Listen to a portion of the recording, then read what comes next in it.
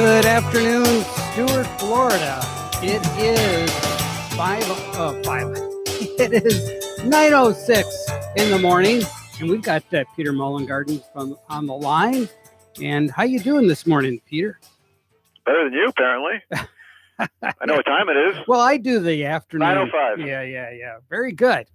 Yeah, actually it's 9:06, but who's counting? 9:06. Okay, sorry. So, did you have a good weekend? It was good. It was good. Today's my birthday, by the way. Well, happy birthday, Peter. How about that? Yeah. Ta-da. 35 again? Yeah, again and again and again and again. But I like that age, so we'll stay there. It's a good number. Yeah. Thank you. Yeah. Thank you. So, what's going on in the world of Condo Solutions? What's going on in the world of Condo Solutions? Yeah. I guess Mark is not there right now. You are correct, sir. Okay. Yeah. Well, yeah, he hasn't ambled in yet. Okay. Well, good morning to all our listeners. And just to let everyone know, this is Condo Solutions. I'm Peter Mullengarden, attorney with K. Bender Rembaum and Palm Beach Gardens. Mark Reckville should be in shortly, CPA. And, Condo Solutions, call-in show. So we encourage all of our listeners, or any of you who have any specific questions regarding your condominium, homeowner association, or even cooperative, to call in. 772-220-9788. That's 220-9788. And as Mark always says, this is a radio show, so we do not have your governing documents to review. So what we do is, I guess, as Mark likes to call it, is radio answers, but we answer your questions to the best of our ability based on our knowledge. I've been practicing community association law for almost 35 years. I used to represent developers writing the documents. I've been working with associations for the bulk of my career. We're on the air to assist you and answer your questions regarding, again, anything dealing with condominiums, homeowner associations, cooperatives. Yep. And Mark is now in the house. So thanks for doing the intros. The little intro there. Yeah. Well, Mark has a long commute to the show. Yes. Sometimes there's two or three other people on the staircase. It was very crowded. That he has to kind of be polite and let them walk by. Yeah. Well, I was getting vulgar stuff coming up on my phone. It was disgusting things about Peter Mullengarden's birthday and all that kind of stuff. And so I had It is pretty vulgar at my age. It's really vulgar. Well, we decided he's 35. Yeah. That he's been working for 35 years at least in this line of business. But I have shoes that are 35. that's right. So those little wingtips that you got when you first started, you got some of them? Wingtips. Yeah. Peter's for those of you this gives you an idea how Peter is as an attorney. He's buttoned down, boy. He's got the wingtips and the button down collar shirts, but he wears them with the Argyle socks. So that's the kind of attorney I want. Somebody who knows what they're doing, but kind of outside the box sometimes, So that's yeah, so happy birthday, Peter. I did want to mention that. Yeah, I wasn't trying to, be one of those people, it's my birthday, fishing for happy birthdays, But since listen, you don't have too many of them left. Since Frank thank you. Since Frank sort of led into it there, that's why. I know. So he didn't know it either. Yeah. So no, I did get it on my phone. It said, that I wouldn't know anybody's birthday if my phone didn't tell me. So even my own, I have to, it has to pop up. So, but when you have 3 digits in your birthday, when you're in the triple numbers, when you have to use Roman numerals. That's right. The Mayan calendar. Yeah, that's right. That stopped 6 years ago. It did. So, Peter, we're coming up to a big day. July 1 is when the new laws go into effect from that terrific legislative session we had last time. So, I was looking at some of that stuff, and most of it's pretty yawn. There's not much there, I didn't think. Some of it's still confusing. There's some activity, at least, in the last couple of years, there hadn't been much in the way of activity, but Some of the stuff, though, I was kind of surprised that I was trying to remember. There's something in there I saw recently that I didn't realize was in there. I was thinking, what the heck did they do that for? But that's, of course, most of the stuff that they do. Usually there's some person in some place that had some political pull that got something slipped in at the last minute. That's the trouble with most of this condo stuff. It makes it very difficult in HOA. But I know we're... well, some of the stuff is, like you say, is quote, more interesting than others. There hasn't, there wasn't anything earth-shattering. And we've talked about, some of the things that were done for the condominium regime or the condominium changes. Some of the things are I guess, mostly procedural. Like, for example, the law used to be that you had to maintain minutes for 7 years. Now you have to maintain minutes pretty much permanently. That's the one thing I thought was kind of. I just don't understand that at all. To try to,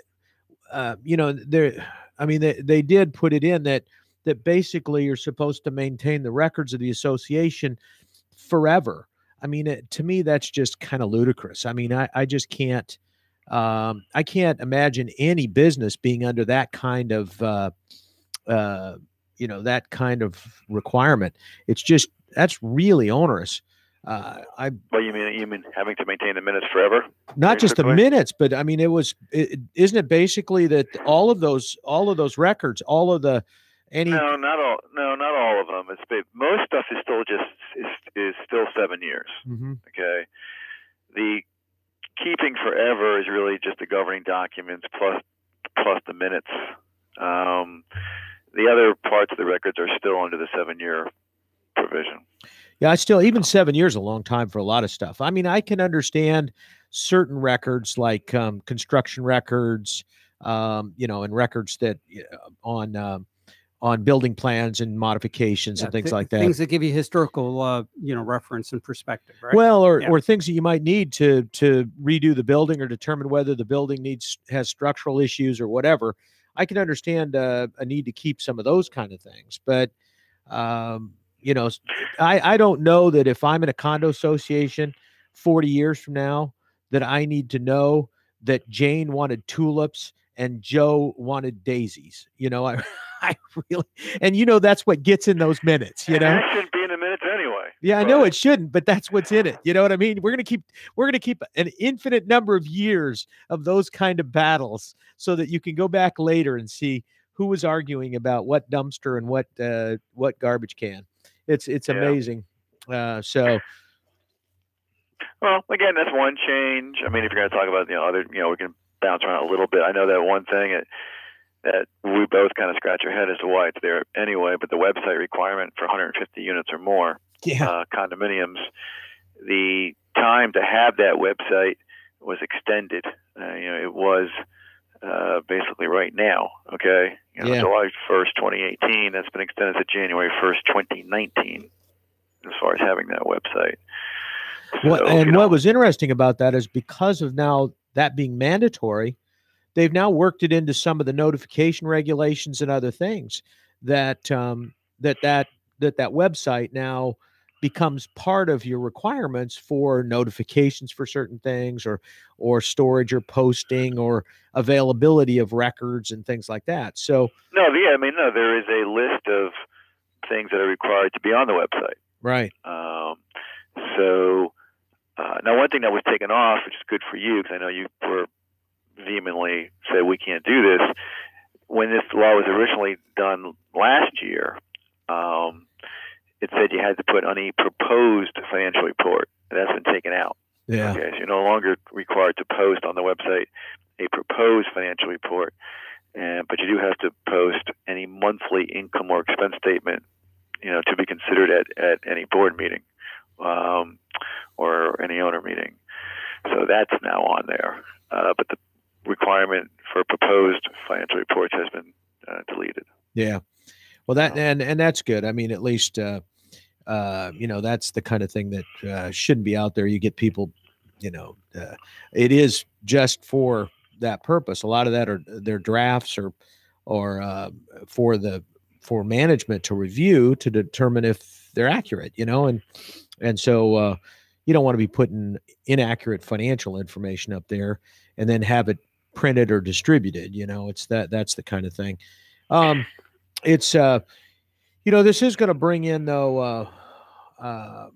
It's one of the things that I'm surprised is not more prevalent and not required is that almost everything now is cloud-based. It's going app-based, cloud-based, and I'm surprised that there's not more requirements for that. I mean, and I'm surprised. I still have these associations that are on the island, and they're still running their QuickBooks and Peachtree or Sage on or Tops on a computer in the office of the condo. Why you would do that? Why you would take that risk of having something like that could be damaged? You don't know if it's backed up for sure. You don't know if I mean, that's the kind of thing that irritates me, and that we mandate a website, but stuff that really makes a difference for an association so that they actually can protect their records, particularly now that you got to have them for a gazillion years. We don't require things like that. I mean, I can understand requiring people to store documents and minutes and all that kind of stuff for a longer period of time if it's going to be electronic. It takes up no space. You've got backup, and you're most likely not going to lose it. But the next big hurricane is when the records are going to start over for most associations. If I'm a property manager, I'm throwing the minutes, any minutes that are less than 7 years old, I'm throwing those out in the driveway and see what happens to them. I mean, it's all on paper. I mean, come on. Most of this stuff is just not. They've got copies of it and everything, but I'm just saying. And some of it may be on the computer at the office, but how many of us are? I mean, that's the kind of thing that I kind of get irritated about. The state's dictating something like a website, which is really strictly informational and doesn't really involve the security or safety of the residents, and yet doesn't dictate some sort of mandatory security for the data, mandatory backup systems or something, so that all this data that you're supposed to store will be secure. They don't require that. So, so I know there's associations that lost all their records. And the other thing that's crazy about it is you get some situations where there are still associations out there where the unit owner that's acting as the bookkeeper is doing it out of her unit or his unit, and has got all the records there and all of the banking information and everything else. And lo and behold, something happens and that person's gone, or you can't get a hold of them, and all of the records are gone. And that happens more often than you would like. So anyway, it's going to be interesting. As some of these things, like I say, I just don't understand why the state's involved at all. I mean, just stay out of it completely. Then if you're not going to do something that's at least protecting the records or doing something from that standpoint, I just don't understand some of this stuff. But especially since previously Governor Scott had been fairly hands off. He didn't want any kind of additional regulation, And then after all this time, we didn't get regulation we actually needed. And then all of a sudden we get a website requirement. I mean, that to me was just not. But you don't have to have a reserve study done, a formal reserve study done, and you don't have to even have insurance appraisals done, I don't think, anymore. So you still need the insurance appraisal. Do you? Yeah, once every 3 years, or an update. But you can now waive your audit forever. Yeah, you can waive your audit forever. 3 years, but now you can waive it. Yeah, so so who's ever going to know that they don't have their minutes, because nobody's ever going to go look at it, right? So, right. Yeah, I know it's those kind of things that I'm a little bit concerned about, and some of the changes there, and then The other thing that I was talking about at a meeting I was at the other day, Peter, was, and it's something that is going to, we're not hearing a lot about it yet, but it's going to be a big deal. There is a standard out there for us, an accounting standard, right? Our laws, basically, and it's put together by the Financial Accounting Standards Board, the FASB, in connection with the International Financial Accounting Board, and it's a what they call a converged opinion or a converged standard, which means that they're trying to converge international and U.S. Now, frankly, international stuff is actually better than U.S. now. The U.S. standards are archaic, they're too detailed oriented, and they're a mess. But it's interesting because it deals with revenue recognition, and when an association or when any entity would recognize revenue, and what's really going to be kind of and it goes into effect in 2 years, but it's going to change your numbers. The numbers are not going to be comparable potentially in certain industries, and I think condos and HOAs are going to be one of them. So the question becomes, under this new regulation, there's an issue as to whether or not reserves are income. And so whether your reserve assessments will go on the financial statements as income for an association. In fact, if they do, they may go on, but not until it's time to do the repair, because there's a recognition requirement that you don't recognize the revenue until such time as you've delivered the service. So with funding reserves, your first question is that income or is it a capital contribution? I mean, for tax purposes, it's always been a capital contribution. So, but it's only for financial statement purposes that we consider it income. And then you got this whole issue with whether or not when it should be recognized as income or if it should be deferred.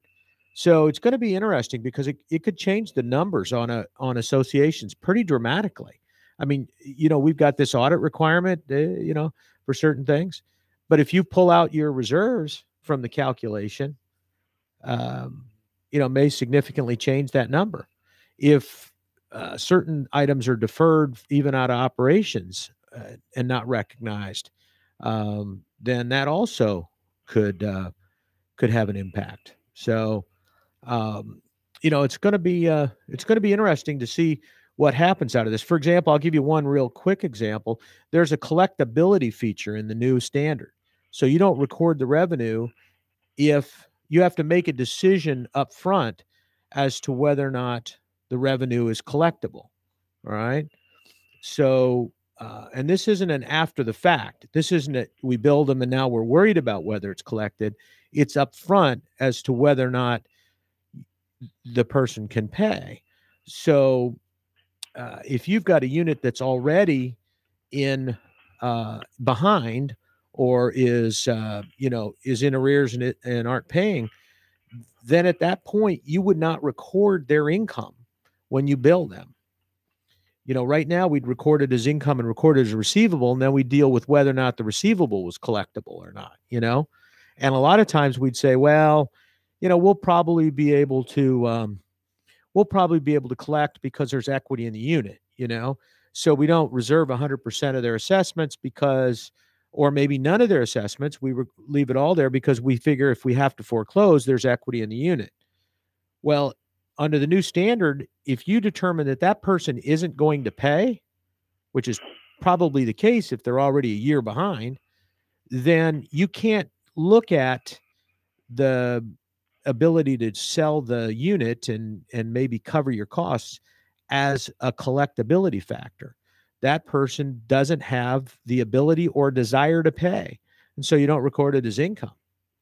So at that point, an association wouldn't necessarily record income for any kind of unit that's in arrears. So it's going to be interesting to see what happens with this thing. And it's one of those issues that's going to sneak up on people because it's not a legal issue. It's an accounting issue. And, the attorneys are all over the legal issues. as they should be. But the accountants and everybody are bad about getting information out on the accounting issues. We're still studying it. So, we should have come out with a position over a year ago. But it's going to be, and right now you've got all the CPAs are waiting to hear if there's some groups up at the FASB that are dealing with it. And, they're looking at this supposedly, but they're looking at it mostly for timeshares. They're not looking at it for condos and HOAs. So we'll see what happens, but it could change the financial statement numbers. And even to the point that some associations, if they could, would elect to go away from US GAAP. They may want to record their books on a different method. And right now, your published financials have to be under US GAAP. So it's going to be that's going to be something that maybe the state's going to have to deal with, because it could, it can really screw up the industry in terms of figuring out where everybody's at, So anyway, that's coming up in a couple. It really needs to be implemented. If you're not already starting to implement it and figure out what you're going to do and adjust your accounting systems and all that, you're behind. The SEC companies have to implement it in a year, and it has to be comparative. So they've already started doing it, the big companies, but most small business haven't dealt with it yet. I don't know any condos that are yet. So anyway, it's kind of interesting. We'll see what happens. What are the Florida laws that govern when you have a building and you have like 10 units that are lost, that are no longer paying into the association budget? And so that money is no longer happening because of a disaster. Wait a minute. Wait. Why aren't they paying in? Well, because they don't exist anymore. Oh, yes, they do. All right. Yes, they do. Is that how it works? They still have to pay even though they don't have a place to live. Yeah, absolutely. They're still a legal unit. And until they're eliminated from, right, Peter? Unless they're still illegal. Unless the condominium gets terminated. Yes, unless the condominium. There is termination provisions in the event of a casualty. But what he's talking about is you got maybe 50 units and there's 10. You're talking about, let's say you have a 5-building condo with a total of 100 units, and one building is destroyed, and now you have less units because that building is. But those units still exist. I mean, they still exist, even though physically the building might be destroyed. Presumably, the building's going to get rebuilt. But right. No, they still exist. I thought you were talking about when you have 10 units that aren't paying because of the economy, or back when we had the recession, or whatever you want to call it, Great Recession, Depression. Who knows what name it goes by? But so you had a lot of units that weren't paying just because owners walked away from them. Right. No, but it's possible that out of the 10 units that some of them may not have the ability to pay because they no longer have a place to live. Long story short, so how does that work? The burden falls to the other owners. Yeah. Okay. So now, your costs are still the same, presumably. Maybe try to cut back here or there, but now rather than 100 units carrying the ball for whatever the budget is, now you're going to have whatever's left. 90, 80, 99, whatever. What Frank's getting at, Peter, is that in his association, his association is multiple associations, but in his association, they had a bad fire there recently. They're the old 2-story buildings, and the top floor of the building just got ravaged by fire, and then of course the bottom levels all got destroyed because of water. Right. But they're one building in a multiple building association, right? Mm-hmm. So the question has become is whether it's insured, and so a lot of people. Yeah, well, that brings up that question: does the association insurance pick up the casualty loss for the loss of revenue, or that still is the burden of the individual unit owners? Well, and the point is, and this is the thing you don't reassess. In other words, let's say you got 10 people that don't have their units. Right. And let's say you had 200 units. You don't now allocate it over 190 units. You still bill 200 units. It's just of those 10 units, some of them may not be able to pay. So you have to have an allowance for doubtful accounts, allowance for losses. But you can still, but no, okay, fine. And then everybody else pays that, is what it is. You do allocate over 200 units. That's true. But in reality, the 190 will end up paying. Right. But you don't change the way you do the calculation. You know, you don't pull them. Those units still exist. They still have to be assessed. And those people still owe that money. And in fact, in my opinion, the association should pursue collections. And if they're not going to pay, because they can't just sit there for months. Infinitum. And not but the association is supposed to have insurance to cover that kind of thing. Right. They're supposed to be able to go in there and make the repairs and assess the unit owners. Right. If the unit owners don't have their own insurance, they have the ability to go, because your association doesn't have to leave 10 units that look like they've been bombed in the middle of their association. They can go ahead and deal with that. And they can go ahead and, and make changes if they need to. I don't think that's available on the HOA side, is it, Peter? What's available? To be able to, they're not forced to insure it on the HOA side. So no, if HOA, you have HOA doesn't have any statute on insurance. Right. So it depends upon your documents. So because that was a big problem when we had hurricanes. You'd actually have, units that would get destroyed. Right. And had there not been the ability for the association to kind of go in there and do this, you'd have situations where people would be living next to a unit that literally looked like it had been bombed. It would have no windows, no doors, and all that kind of stuff. But we had that in the HOA world, and there was some associations here after the 2004 where a couple houses just got destroyed, and the people didn't have the money or weren't around it, and so they just sat there. They looked, the roof was off. There were a fire hazard and everything else. So, but I mean, and in the HOA context, sorry to interrupt, where it really is a problem is with the townhomes, because there is no requirement in the law for any sort of master or blanket casualty insurance policy on the homes. Right. And even in townhomes, probably most of the documents still don't have it. So, although it's a problem in a single family, development to be living next to a bombed out shell, in a townhome situation, it's even worse because now you're attached. Yeah. And what if the home attached to you has no insurance? So how do we deal? So it's even more problematic. Yeah, but the now, Frank, if the individual unit owners had insurance, they would have loss of use. They'd have some loss of use coverage. Right. And typically that would cover the period of time fee. Yeah, well, or it wouldn't necessarily. It wouldn't necessarily cover the association fee. They have loss assessment, but that's not a hell of a lot. Yeah. You would have some coverage for what it would do is give you money for alternative housing. All right. So in effect, it does kind of do that. It doesn't cover the association fee. It covers your housing while you're temporarily displaced, so that you're paying for your existing housing. You're just not living there, but you're not paying for the housing you're living in. It's the way it works on the insurance. They put you up someplace, a hotel or whatever, for a certain number of days.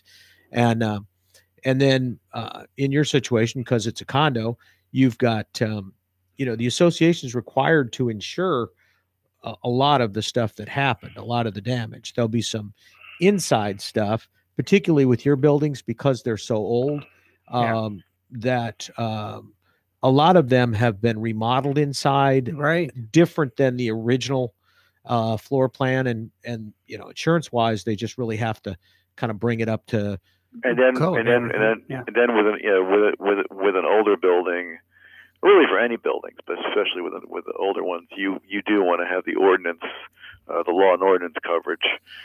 So that, because when it was built in 19 whatever, fill in the date. 67. The statutes have generally changed, sometimes dramatically, in the last X amount of years.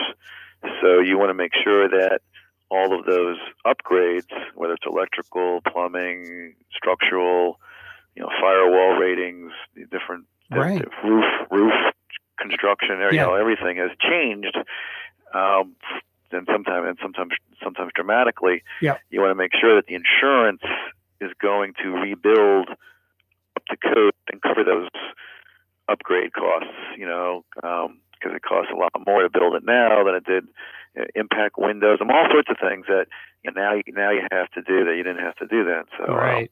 Mark was touching on that. Yes. Clearly, with the interior stuff, that's going to be, for the most part, all those upgrades and improvements are going to be the owner's responsibility, as far as remodeling and that kind of thing. But for the structure of the building, that's going to be through the association's insurance. And again, with an older building, the costs are going to be different. Yeah, well, it's a difficult thing to navigate because it's the building was constructed in the late 60s, early 70s, and apparently there was no code requirement for fire hydrants for that specific area, which was a big reason why the loss. Yeah, and so that has to be remedied before the building can even be replaced or repaired, right? Well, I don't know. That's a county ordinance. Yeah, I'm not sure that's a problem. I'm assuming that the fire hydrant and stuff like that, I'm guessing it's a public thing, not a private, but I can't say for sure. Right, it is. Depending on, I guess, the structure and everything. But I was focusing more on the actual structure itself. The actual building. But as far as other life safety codes, those, whether it's the fire hydrant, the fire suppression systems, sprinkler systems, which usually are just for high rises, but you never know. All that kind of stuff obviously is dramatically different in 2018 than it was in 1960 something. Hey, Peter, if they I don't, and this may be a little bit outside, what you get involved in, but if they red tag a building in a multiple building condo, does that require that building be brought back up to code, or is it based on the whole association? You mean, do all the buildings have to be brought to code? Is that what you're saying? Well, yeah. When you red tag, let's say you red tag a building, right? And that's one building out of 10. All right. So your association's 10 buildings total. You've got one red tag. So what it amounts to is, let's say, 51% of that building was damaged. So they've red tagged it because it's over the 50%. And but as far as the association goes, it's a half of it's half of a percent basically, or 5%, I guess is what it would be. So It's only 5% of the whole association, but it's 51% of that particular building. That building. Now, does that require that? Are those laws applied by building or by association? As far as I know, that's going to be by building. Yeah, that's what I was thinking. You're not going to have to, as far as I know, retrofit or renovate the other non-damaged buildings, or the buildings that weren't damaged to that degree. Right. So they remain. As far as I know, that's going to apply just to that particular standalone building.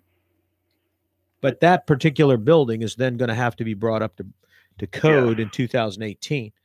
So, and it's interesting because some things may not be possible. It's funny when you do that. It's a Pandora's box, isn't it? Well, it is, yeah. But at that point, do you really just have to rebuild a 1969 building that's now to code? I mean, does it have to be just as crappy as it was, before, or can you actually make some improvements to it? I mean, can you?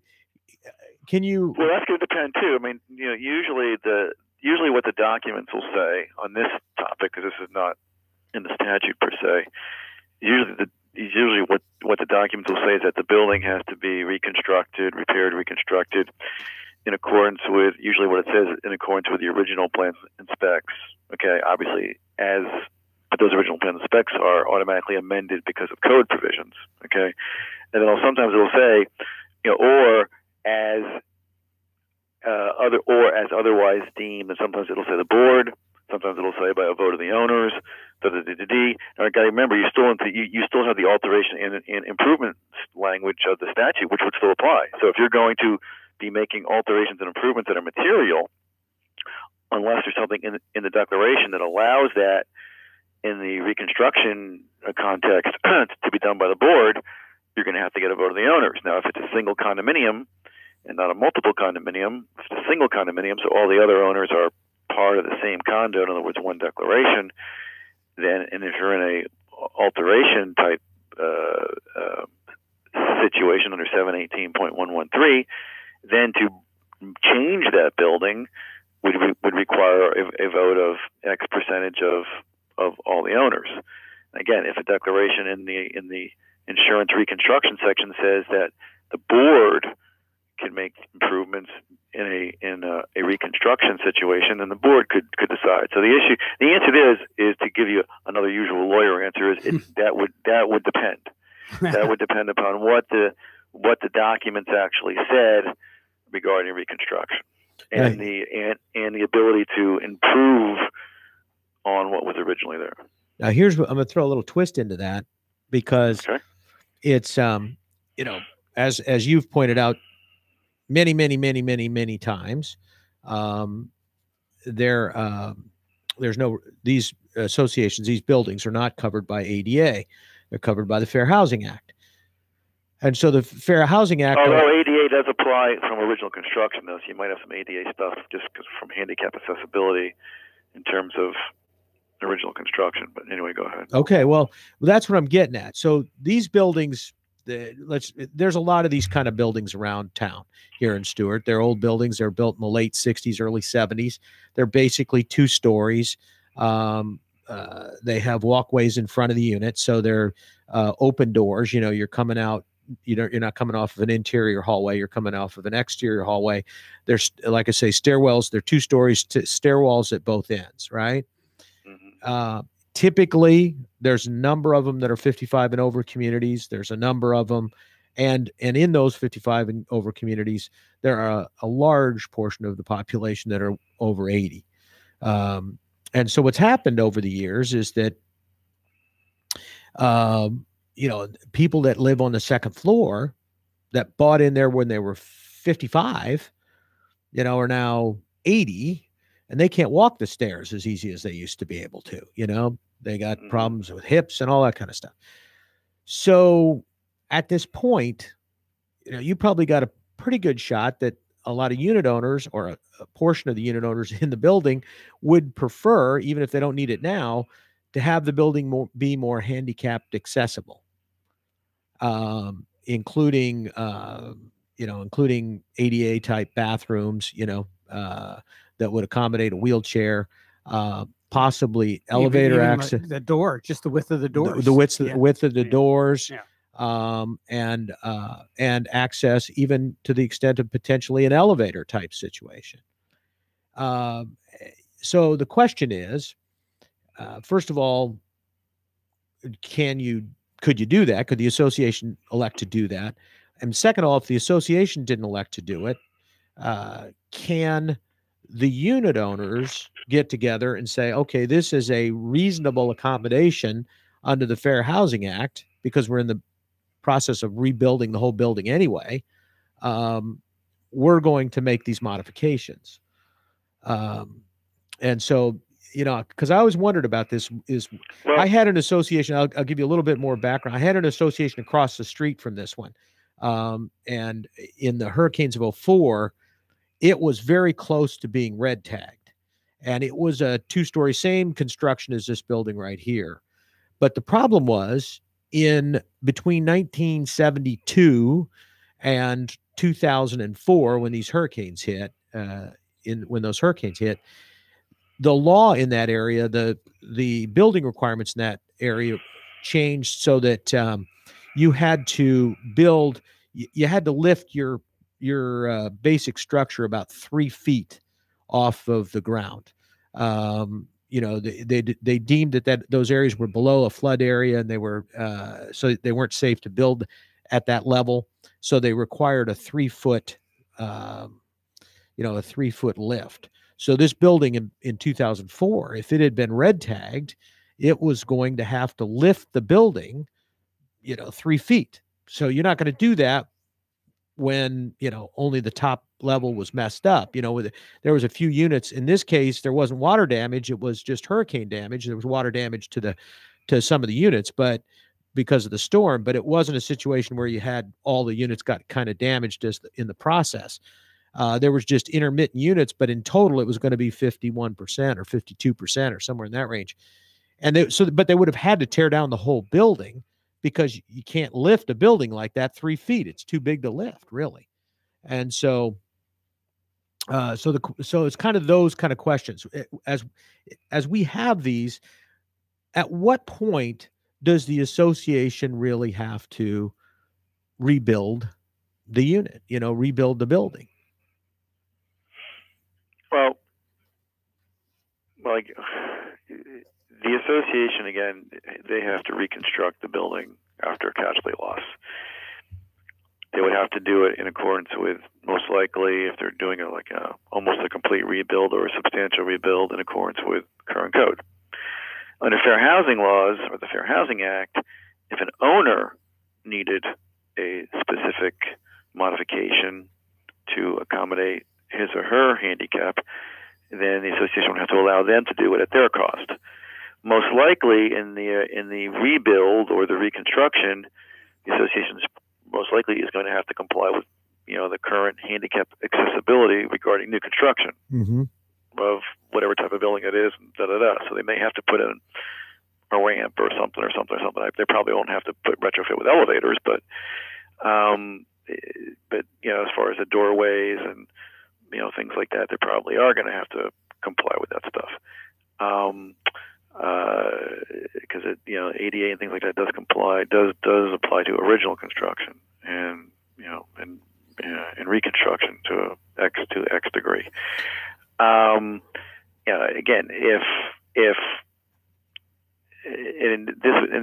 this would depend upon whether now you have this is a multi-condo or a single condo, as far as the owners in that building saying, okay, let's put in X, Y, and Z.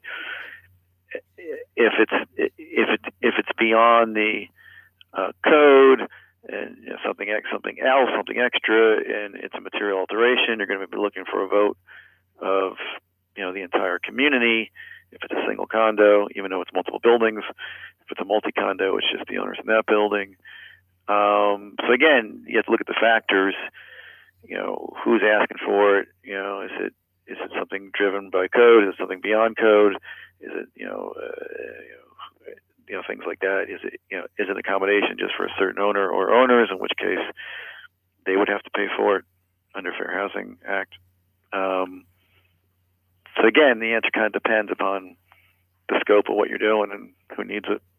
Yeah, I just it's kind of interesting, because at some point in time, associations are going to start facing this. They're going to need to make such major repairs, and it may not make sense to repair it like it was originally built, because designs have changed, structures have changed. They know more about building codes and the way things are done.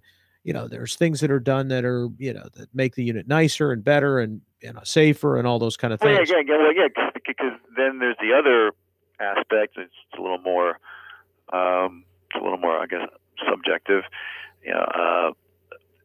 Associations are permitted to make improvements, whatever you want to say, changes, but if they're necessary for the safety, welfare, and protection of the owners,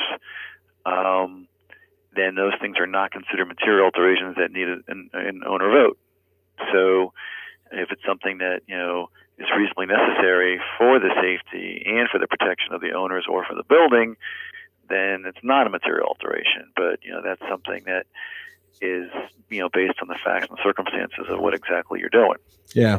The interesting thing is on these buildings, and many, many, many of them like that around Martin County, because of the problems with getting to the second level and not having, most of these all are 2-story. No, I can't think of any that are really 3-story that I'm readily aware of, but there's a few of them I think around, but most of them are 2-story. And so what happens is that the first floor units sell for more than the second floor units because there's a limited market for the second floor. Even if somebody can get up and down, they're buying a unit at 60. They realize that by the time they're 80, they may not be able to climb those stairs, And so it's at that point where I think if anybody was looking at that again, they would probably not build a second floor that didn't have some sort of elevator access or handicapped access. I mean, there's manufactured homes out in Ocean Breeze. All of them have elevators on them, so come on. There are these ones on the stilts, and they all have elevators in them. They have personal elevators in them. So, it's one of those kind of things where you just wonder, I mean, if I was out there and I could, I'd spend the extra bucks because I'll easily get it out of that in value when I go to sell my unit. If I've got a unit in a community like this, which is a nice community, but I'm on the second floor, so I have a little bit of additional security. I'm not right down on the ground level, and I'm a 85-year-old woman that doesn't really want to live on ground floor. I'd gladly pay the extra to be on the second floor if I had an elevator so I could get up to it, at least I could get in and out. So I don't know. It's one of those kind of things where it's going to be interesting. There were a lot of stuff that potentially is going to take place. The question is, whether they were adequately insured, whether the insurance company fully understood, or whether they may not have told the insurance company that that they didn't have the appropriate firewalls, which could affect then the claim coverage. But what a lot of people don't realize is that the association there is multiple buildings in this. The association is multiple buildings, so this is just one building. But everybody in the association, even if you didn't get damage, are going to have to pay for this thing if it's not insured or underinsured. So. The fact that the association didn't have insurance or adequate insurance doesn't let them off the hook. Doesn't become the unit owner's responsibility at that point. So anyway, it's going to be, this is going to be one that I'm kind of keeping an eye on just to find out, because there's some unusual situations there. It is an old building. It's similar to a lot of old buildings in Stuart. And so it's going to be interesting to see what happens. And it may have an insurance issue because I think there's going to be some arguments on claims, because I think the insurance company is ultimately going to, I don't think they realized, that the firewalls, weren't there, that there were no hydrants that, there were no hydrants. Metro Fire is, they're looking to be contracted to install the hydrants at the association expense. Yeah. Because it's going to affect their, though. So there's going to be a special assessment just for that alone. Yeah. And it makes sense that they do it, because what it's going to cost them in insurance dollars. So what happened here, Peter, is I think they brought in, they had to bring in 3 2,000-gallon tankers. Correct. To put out this fire, because there was no hydrant that they could pump from. So by the time they got, basically all those things did was just contain the fire to one building is what it boils down to.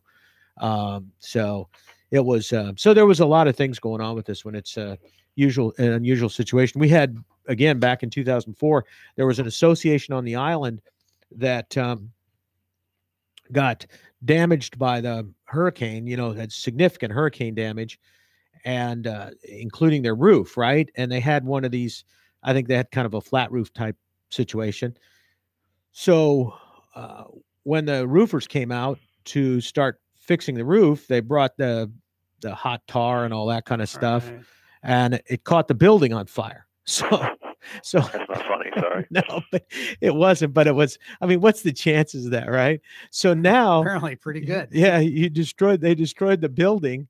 So they had the building was basically had to be evacuated for the hurricane, And then the fire just ravaged fortunately it was evacuated. So, but I mean, that was a 3-year process that the people were out of their units. It was, I think it was 2 or 3 years that they were out of their units out there. So it's just, it's crazy stuff. But, and of course, like we talk about, the only good thing here with this one is it's a fire. And I don't think that the fire deductibles, we're not talking about a wind deductible, you know what I mean?